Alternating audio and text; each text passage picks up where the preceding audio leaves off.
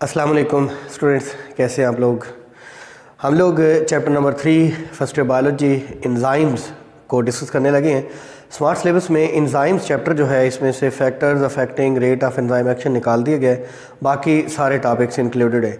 आसान चैप्टर है, छोटा सा चैप्टर है, लेकिन स्मार्ट सिलेबस के अकॉर्डिंग जो जो चीज़ें बहुत इंपॉर्टेंट हैं वो मैं जल्दी से रैपिडली डिस्कस कर देता हूँ। इस चैप्टर में से लॉन्ग क्वेश्चन नहीं आना, इसमें से शॉर्ट क्वेश्चन और एमसीक्यूज आने हैं। सो हमने शॉर्ट के हवाले से ही इस चैप्टर को करना है। इनिशियल इस चैप्टर में एंजाइम की डेफिनेशन, को फैक्टर क्या है, इसकी 3 टाइप्स हैं, एक्टिवेटर है, प्रोस्थेटिक ग्रुप है, को एंजाइम है, ये क्या होते हैं, ये चीज़ें डिस्कस की गई हैं। फिर करेक्टरिस्टिक्स ऑफ एंजाइम एक शॉर्ट क्वेश्चन है जिसमें 6-7 different characteristics, mechanism of enzyme action में एंजाइम सबस्ट्रेट कम्प्लेक्स के हवाले से, मेटाबॉलिक पाथवे के हवाले से, उसके बाद एक्टिव साइट और इसकी 2 टाइप्स या इसके 2 पार्ट्स, बाइंडिंग साइट और कैटालाइटिक साइट के हवाले से बात की गई है। फाइनली इसमें ये बताया गया है कि लॉक एंड की मॉडल क्या है, इंड्यूस फिट मॉडल क्या है, और उसके बाद जो टॉपिक है लास्ट वाला इनहिबिटर्स, एंजाइम इनहिबिटर्स क्या है, उनकी टाइप्स, रिवर्सिबल, रिवर्सिबल और रिवर्सिबल की further 2 types, competitive and non competitive inhibitors, और इसके अलावा एक्टिव साइट और अलास्टेरिक साइट में डिफरेंस क्या है। एक स्ट्रक्चर है जिसमें succinic acid, succinic dehydrogenase enzyme और उसके साथ जुड़ जाता है जी melanic acid as an inhibitor, उसको डिस्कस करेंगे। विद इन मिनट्स हम ये चैप्टर रिवाइज कर लेंगे। फर्स्ट ऑफ ऑल एंजाइम्स क्या होते हैं। Enzymes are globular proteins, enzymes are biocatalysts, they activate या they catalyze the biochemical reactions, the reactions taking place in living organisms। कैसे ये कैटलाइज करते हैं या कैसे ये स्पीड अप करते हैं केमिकल रिएक्शंस को या बायोकेमिकल रिएक्शंस को। They lower the activation energy. What is activation energy? Energy required to initiate a chemical reaction is called as activation energy. Concept ये है कि एक केमिकल रिएक्शन स्टार्ट तब होगा जब उसके ऑलरेडी एग्जिस्टिंग बॉन्ड ब्रेक होंगे तो न्यू बॉन्ड फॉर्मेशन होगी। ऑलरेडी एग्जिस्टिंग बॉन्ड्स को ब्रेक करते हैं enzyme. So we say they lower the activation energy of a biochemical reaction. Enzymes की बहुत सारी एग्जाम्स हैं, आप एंजाइम की एग्जांपल दे सकते हैं। एमाइलेज है, पेप्सिन है, ट्रिप्सिन है, स्लेवरी एमाइलेज है, पैंक्रियाटिक एमाइलेज है, और बहुत सारे एंजाइम्स हैं जो हमारे बॉडी में एक्ट करते हैं। माल्टेज है, लैक्टेज है, एट्सेट्रा। व्हाट इज़ को फैक्टर? कुछ एंजाइम ऐसे होते हैं जिनको नेचुरली काम करने के लिए कुछ नॉन प्रोटीन पार्ट की ज़रूरत होती है, उस नॉन प्रोटीनिक पार्ट को कोफैक्टर कहते हैं। Enzymes are made up of proteins but some enzymes are over there which need a non proteinic part, means other than themselves for proper functioning of their body. That non-protenic part is called cofactor. Students, cofactors are of 3 types. Activators, if the cofactor is metallic ion, divalent ions है, इसे activator कहेंगे। मिसाल के तौर पे magnesium आइन है, फेरक या फेरस आइन है, मैंगनीज आइन है, कोबाल्ट आइन है, तो ये एक्टिवेटर के तौर पे। दूसरा है prosthetic group. If the cofactor is covalently bonded or permanently bonded with the enzyme, it remains the part of enzyme when enzyme is catalyzing। जब एंजाइम कैटालाइसिस के बाद अलग हो जाता है तो ये प्रोस्थेटिक ग्रुप उसके साथ जुड़ा रहता है। इसकी मिसाल है हेम ग्रुप। हीमोग्लोबिन में जो हेम ग्रुप है that is a prosthetic group. अच्छा, तीसरी किस्म है को enzymes. Coenzymes are loosely bonded with the enzyme. These are those cofactors which are loosely bonded. They are not covalently bonded. Temporary bonding है। ये एंजाइम के साथ तब अटैच होंगे जब एंजाइम कैटालाइसिस कर रहा होगा। कैटालाइसिस के फ़ौरन बाद ये एंजाइम से डिटैच हो जाएंगे। तो ये 3 किस्में होगी। तीनों की एग्जांपल, को एंजाइम की एग्जांपल है NAD, nicotinamide, adenine dinucleotide, FAD etcetera, ये को एंजाइम्स हैं। स्टूडेंट्स, कैरेक्टरिस्टिक्स ऑफ एंजाइम में बहुत आसान चीज़ें हैं। All enzymes are globular proteins. Proteins 2 किस्म की होती हैं, फाइब्रस जो इलांगेटेड स्ट्रक्चर्स होते हैं, सिलेंड्रिकल स्ट्रक्चर्स होते हैं, और ग्लोब्यूलर जो कि ग्लोब लाइक या स्फेरिकल स्ट्रक्चर्स होते हैं। तो all enzymes are spherical structures. इनको फंक्शनल प्रोटीन्स कहते हैं क्योंकि बॉडी के अंदर फंक्शन परफॉर्म करते हैं, ये कैटालाइसिस करते हैं। Okay, enzymes are not use during the chemical reaction, these are catalyst. Catalyst reaction के दौरान यूज़ अप नहीं होते, इसलिए ये रिपीटेडली यूज़ हो सकते हैं। इनकी स्मॉल अमाउंट सफिशिएंट होती है because they can be used again and again. They are not used during the chemical reaction, they can be used again and again और रिपीटेडली।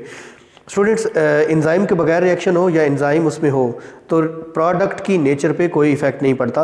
हाँ ये है कि अगर एंजाइम होगा तो रिएक्शन अर्ली हो जाएगा, जल्दी हो जाएगा, क्योंकि ये कैटालिस्ट हैं, ये स्पीड अप कर देंगे।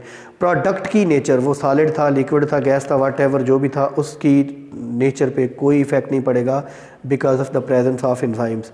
एंजाइम्स जो हैं ये एक्टिवेशन एनर्जी को लोअर करते हैं, पहले मैं आपको बता चुका हूँ। उसके बाद जो टॉपिक है मैकेनिज्म ऑफ एंजाइम एक्शन, इसमें कुछ चीज़ें सिखाई गई हैं हमें कि एंजाइम रिएक्ट्स विद सबस्ट्रेट। ये सबस्ट्रेट क्या होता है? the chemical substance at which the enzyme acts is called the substrate। Enzyme और सबस्ट्रेट एक दूसरे के लिहाज से स्पेसिफिक होते हैं, ये भी कैरेक्टरिस्टिक ऑफ एंजाइम है का आपने करना। एंजाइम और सबस्ट्रेट जब मिलेंगे तो बनेगा एंजाइम सबस्ट्रेट कम्प्लेक्स। ये एक आर्जी सा कम्प्लेक्स होगा। इस कम्प्लेक्स फॉर्मेशन के दौरान ही एंजाइम सबस्ट्रेट को प्रोडक्ट्स में कन्वर्ट कर देगा। एंजाइम यहाँ पे भी था, यहाँ पे भी है और यहाँ पे भी। एंजाइम में कोई चेंज नहीं हुई क्योंकि ये कैटालिस्ट है, बट सबस्ट्रेट किस में कन्वर्ट हो गया? प्रोडक्ट में कन्वर्ट हो गया, इसमें चेंज पैदा हुई है। तो ये एक चीज़। दूसरा, कुछ केमिकल रिएक्शंस हैं जो मेटाबॉलिक पाथवे में एक्ट करते हैं। मिसाल के तौर पे एक कन्वर्ट होता है बी में, इसके लिए एंजाइम E1 है। बी कन्वर्ट होता है सी में, इसके लिए एंजाइम 2 है। सी कन्वर्ट होता है डी में, इसके लिए एंजाइम 3 है। डी कन्वर्ट होता है ई में, इसके लिए एंजाइम 4 है। स्टूडेंट समझ आई? इसको बोलते हैं मेटाबॉलिक पाथवे। मैं मेटाबॉलिक पाथवे की आपको मिसाल दूंगा फोटोसिंथेसिस। मेटाबॉलिक पाथवे की मैं आपको मिसाल दूंगा सेलुलर रेस्पिरेशन। सेलुलर रेस्पिरेशन एक मेटाबॉलिक पाथवे है, या ग्लाइकोलाइसिस मेटाबॉलिक पाथवे है कि पहले एंजाइम का जो प्रोडक्ट है वो दूसरे एंजाइम का रिएक्टेंट है या सबस्ट्रेट है, दूसरे एंजाइम का प्रोडक्ट तीसरे एंजाइम का सबस्ट्रेट है, तीसरे एंजाइम का प्रोडक्ट इसका। अब देखें प्रीकर्सर एक्टिवेशन क्या है। प्रीकर्सर एक्टिवेशन क्या है कि if this initial substrate is present, it will activate the last enzyme. Last enzyme will start working. It will demand this substrate, and for this substrate this enzyme will act. It will demand this substrate. For this substrate this enzyme will start working. It will demand this enzyme, and this it will ask this enzyme to consume this. When this will be started consuming, इसको बोलते हैं precursor activation। precursor होता है पहले से मौजूद जो activate कर देता है किसी चीज़ को। अब स्टूडेंट्स फाइनली हमें ये प्रोडक्ट चाहिए था और इससे इनहिबिशन हो जाएगी। अगर ये प्रोडक्ट काफ़ी बन गया है तो इस पहले एंजाइम को पैगाम भेजा जाएगा कि ये काम करना छोड़ दे। ये काम करना छोड़ेगा तो ये प्रोड्यूस नहीं होगा, ये काम करना छोड़ेगा ये प्रोड्यूस नहीं होगा, ये काम करना छोड़ेगा ये, और फाइनली काम रुक जाएगा। जब ये फाइनल प्रोडक्ट सफिशिएंट हो गया है, फॉर एग्जांपल सेलुलर रेस्पिरेशन में ATP प्रोड्यूस होनी है, ATP is sufficient in the body, then the first step की तरफ, फर्स्ट एंजाइम की तरफ पैगाम भेजा जाएगा स्टॉप डूइंग दैट वर्क, और इसको बोलेंगे फीडबैक इनहिबिशन। इस प्रोसेस को क्या बोलेंगे? Feedback inhibition. इन दोनों टर्म्स की इसकी और इसकी प्रॉपर डेफिनेशंस मैं आपको इसकी डिस्क्रिप्शन में दे दूंगा वीडियो की, आपने वहाँ से देख लेनी है। इसके बाद हम आगे बढ़ते हैं जी। मैकेनिज्म ऑफ एंजाइम एक्शन में एक्टिव साइट के बारे में बताया गया है। What is an active site? The specific part of enzyme which actively take part in the catalysis is called as active site. 34 amino acids almost make the active site of the enzyme. enzyme का पूरा जो globular structure है वो catalysis में हिस्सा नहीं लेता। For example ये बड़ा एंजाइम है तो इसका इतना जो हिस्सा है ये सिर्फ कैटालाइसिस में हिस्सा लेगा, इसको एक्टिव साइट कहेंगे। जो बाकी बल्क ऑफ एमाइनो एसिड है वो इसका स्ट्रक्चर बरकरार रखने में काम करेगा। एक्टिव साइट के अब दो पार्ट्स है। एक बाइंडिंग साइट। बाइंडिंग साइट क्या करेगी? सबस्ट्रेट को रिकग्नाइज करेगी। पहला काम इसका ये सबस्ट्रेट को बाइंड करेगी। दूसरा काम इसका ये कैटालाइटिक साइट यानी दूसरी साइट को एक्टिवेट करेगी। इसका तीसरा काम, दूसरी साइट होती है कैटालाइटिक साइट। बाइंडिंग साइट और कैटालाइटिक साइट। कैटालाइटिक साइट का एक ही फंक्शन है, बाइंडिंग साइट ने सबस्ट्रेट को रिकग्नाइज किया, बाइंड किया, कैटालाइटिक साइट को एक्टिवेट किया। कैटालाइटिक साइट जो है ये एक्टिवेट होकर कैटालाइसिस कर देगी। अब स्टूडेंट्स दो मॉडल है, एक पहला है लॉक एंड की मॉडल और दूसरा है दूसरा है induced rate model. Lock and की मॉडल, ये जो लॉक एंड की मॉडल है ये एमएल फिशर ने पेश किया था 1890 में। एमएल फिशर ने पेश किया था 1890 में। दूसरा मॉडल है इंड्यूस्ड फिट मॉडल। थोड़ी सी मैं यहाँ पे कन्फ्यूजन जो है वो क्लियर कर दूँ आपको। इंड्यूस्ड फिट मॉडल ये पेश किया था किन्होंने जी? ये कोशलैंड ने पेश किया था। ये 19 1959 में पेश किया था। सबसे पहली बात, ये एंजाइम एक्शन के दो मॉडल्स हैं कि एंजाइम काम कैसे करते हैं। लॉक एंड की मॉडल के मुताबिक जैसे एक स्पेसिफिक लॉक को ओपन करने के लिए एक स्पेसिफिक की होती है, इसी तरीके से एक स्पेसिफिक सबस्ट्रेट के लिए एक स्पेसिफिक एंजाइम होता है। इस लॉक एंड की मॉडल में एंजाइम की स्पेसिफिसिटी की बात की गई। अब बहुत सारे कन्फ्यूजन्स पैदा करते हैं लोग कि जी इसमें की क्या है, की है एंजाइम और लॉक क्या है, सबस्ट्रेट। ये क्लियर कर लें जी। जैसे की स्पेसिफिक है हर लॉक के लिए, हर सबस्ट्रेट के लिए एंजाइम स्पेसिफिक है। अच्छा, इसमें एक बात यह है कि एंजाइम एक रिजिड स्ट्रक्चर है, एंजाइम में फ्लेक्सिबिलिटी नहीं होती, एंजाइम में मॉडिफिकेशन नहीं होती। एंजाइम स्पेसिफिक है, इसकी एक खास ज्योमेट्रिकल शेप है, उस स्पेसिफिक शेप की वजह से ये स्पेसिफिक होता है। लॉक एंड की मॉडल से हमें ये तासुर मिलता है। लेकिन स्टूडेंट्स 1959 में इंड्यूस फिट मॉडल आया कि enzyme is not rigid structure, this is elastic, this is flexible, changes can be produced in it. तो जब एंजाइम सबस्ट्रेट से जुड़ता है तो सबस्ट्रेट इसके अंदर चेंजेस पैदा करता है, ये चेंजेस इंड्यूस करता है।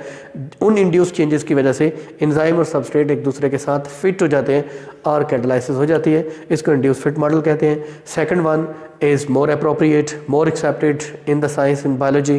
First one is not too much recorded. तो ये था। बहुत सारे एंजाइम्स एक्टिव शक्ल में सेक्रीट नहीं होते। मिसाल के तौर पे पेप्सिन एंजाइम जो है ये इनएक्टिव शक्ल पेप्सिनोजन की शक्ल में सेक्रीट होगा, और ट्रिप्सिन जो है वो इनएक्टिव ट्रिप्सिनोजन की शक्ल में सेक्रीट होगा। हमें मालूम है कि स्टमक में पेप्सिनोजन जो कि स्टमक में आके HCl की प्रेजेंस में एक्टिव होता है और प्रोटीन डाइजेस्ट करता है। ट्रिप्सिनोजन जो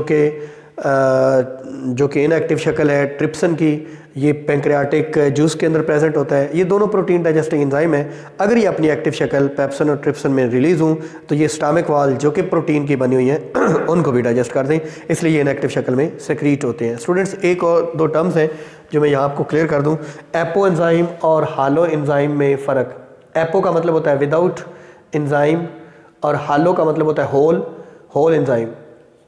ऐसे एंजाइम जिनको कोफैक्टर चाहिए, अगर कोफैक्टर एंजाइम के साथ नहीं जुड़ा हुआ तो इसे एपो एंजाइम कहेंगे। Enzyme without its cofactor and this will be inactive enzyme, it will not be able to perform its catalysis और its function. Holo whole enzyme attached with its cofactor, वो कोफैक्टर कोई भी हो सकता है, prosthetic, coenzyme activator, this is all enzyme, this is active enzyme.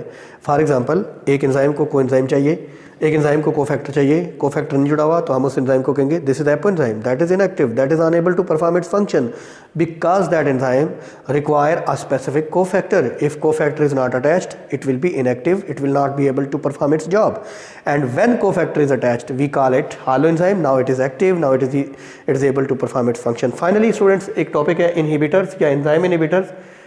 नाम से ज़ाहिर है इनहिबिट करना, रोकना, ये एंजाइम की एक्टिविटी को रोकते हैं। Enzyme inhibitors, chemical substances which can react with enzyme at the place of substrate but cannot be transformed, बदले नहीं जा सकते, into products and blocks the active site, blocks the enzyme action temporarily or permanently are called as inhibitors. These are the chemical substances which can react with enzyme at the place of substrate but cannot be transformed into products and blocks the active site temporarily or permanently are called inhibitors. Inhibitors की example में आप cyanides, ये basically poisons हैं, ये जहर है, जैसे silver cyanide, जैसे sodium cyanide, potassium cyanide, antibiotics, इसी तरीके से ड्रग्स डिफरेंट ये एज इनहिबिटर काम कर सकती हैं। एग्जाम इसकी अगर हम देखें तो ये दो किस्म के होते हैं इनहिबिटर्स। एक होते हैं इरिवर्सिबल। इरिवर्सिबल जो हैं ये क्या करते हैं, they block the active site permanently और they destroy the globular structure of the enzyme, ये परमानेंटली डिस्ट्रॉय कर देंगे। इनके इफेक्ट को न्यूट्रलाइज या रिवर्स नहीं किया जा सकता, इसलिए इनको रिवर्सिबल इनहिबिटर्स कहते हैं। दूसरी किस्म है रिवर्सिबल, नाम से ज़ाहिर है their effect can be neutralized, their effect can be reversed by increasing the amount और द क्वांटिटी और the concentration of the substrate, तो इनके इफेक्ट को रिवर्स किया जा सकता है। रिवर्सिबल जो है, रिवर्सिबल इनहिबिटर्स, इनकी फर्दर दो टाइप्स हैं स्टूडेंट्स, ये आपने गौर से देखनी है, एक कंपेटिटिव और दूसरे नॉन कंपेटिटिव। कंपेटिटिव जो compete करते हैं और नॉन कंपेटिटिव जो compete नहीं करते।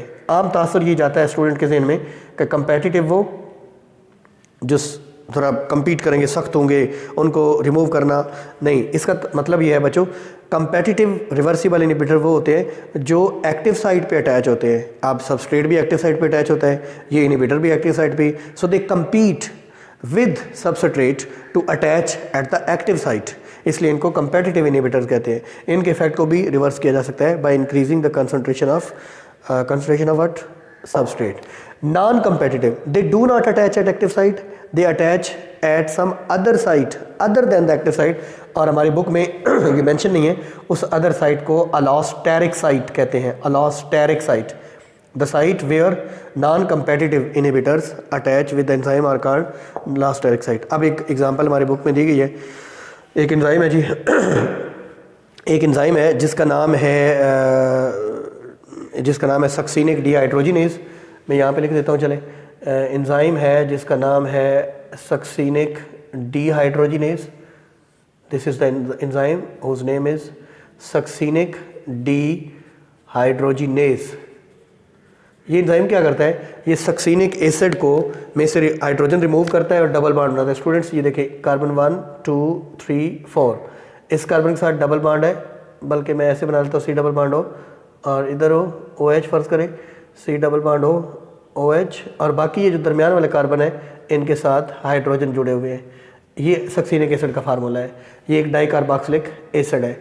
ये सक्सिनिक डीहाइड्रोजिनेज एंजाइम क्या करेगा, पहली बात तो ये कि ये कंपेटिटिव है या नॉन, ये कंपेटिटिव है, यानी इसका इनहिबिटर कंपेटिटिव होगा। ये सक्सिनिक एसिड है और ये सक्सिनिक डीहाइड्रोजिनेज एंजाइम है। ये सक्सिनिक एसिड को क्या करता है, एक हाइड्रोजन यहाँ से, एक हाइड्रोजन यहाँ से, एक बांड यहाँ पे फ्री, एक बांड यहाँ पे, जो डबल बांड बन जाएगा, वो जो डबल बांड वाली चीज़ बनेगी वो प्रोडक्ट होगी, उसको हम क्या कहेंगे, उसको हम फ्यूमेरिक एसिड कहेंगे, उसको हम फ्यूमेरिक एसिड कहेंगे। स्टूडेंट्स दिस इज़ द, ये यहाँ पे एक हाइड्रोजन, ये फ्यूमेरिक एसिड, देखो यहाँ से एक हाइड्रोजन निकल गया, एक यहाँ से डबल बॉन्ड बन गया, तो this is the fumaric acid. अब स्टूडेंट्स ये तो हो गया सबस्ट्रेट, ये हो गया प्रोडक्ट, और ये एंजाइम उस तरीके से रहता है।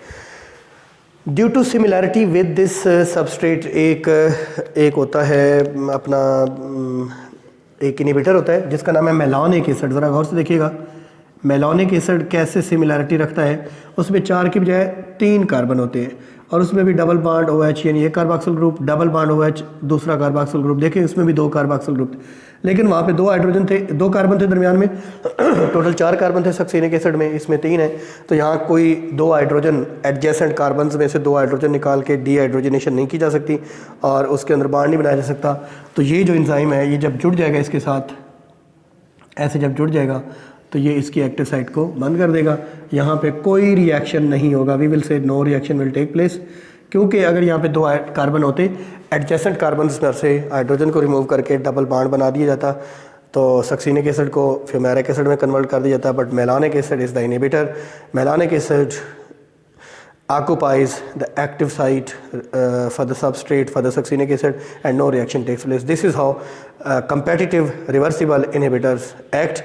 How can we reverse this effect? By increasing the concentration of the original substrate which is the succinic acid. Students, इस चैप्टर में से important short question, एंजाइम क्या है, कोफैक्टर उसकी टाइप्स क्या हैं, एपो और हैलो एंजाइम में फ़र्क क्या है, कैरेक्टरिस्टिक्स ऑफ एंजाइम्स क्या हैं, उसके बाद जी मेटाबॉलिक पाथवे क्या होता है, इन दोनों की definitions, feedback inhibition, precursor activation क्या होता है और मेटाबॉलिक पाथवे में से एक्सप्लेन करें। एक्टिव साइट क्या है, बाइंडिंग और कैटालाइटिक साइट में क्या फ़र्क है। फर्दर इसमें पूछा जा सकता है जी इनहिबिटर क्या है, उसकी 2 टाइप्स, रिवर्सिबल है रिवर्सिबल, रिवर्सिबल की 2 टाइप्स, कंपेटिटिव और नॉन कंपेटिटिव में डिफरेंस क्या है। ये क्वेश्चंस हैं। लॉक एंड की मॉडल क्या है, इंड्यूस फिट मॉडल क्या है, which model is better, etcetera, यही चीज़ें पूछी जा सकती है। एक और बात पूछी जा सकती है या MCQs में, कुछ एंजाइम्स होते हैं जो साइटोप्लाज्म में डिसॉल्व होते हैं, जैसे ग्लाइकोलाइसिस के एंजाइम, क्योंकि उनका साइटोप्लाज्म में रोल होता है। कुछ माइटोकॉन्ड्रिया में होते हैं जिनका सेलुलर रेस्पिरेशन में रोल होते हैं, कुछ क्लोरोप्लास्ट में होते हैं जिनका फोटोसिंथेसिस में रोल होता है, कुछ राइबोसोम्स का इंटीग्रल पार्ट होते हैं, उसका लाजमी हिस्सा होते हैं क्योंकि उनका काम फोटोसिंथेसिस से होता है। स्टूडेंट्स ये था हमारा chapter number 3 first year biology. दुआओं में ज़रूर याद रखिएगा, चैनल को सब्सक्राइब कर लीजिएगा ताकि हमारे हर जो अपडेट है वो आप तक पहुंचती रहे, हम हर तरीके से आपको हेल्प मुहैया करते रहें। बहुत शुक्रिया।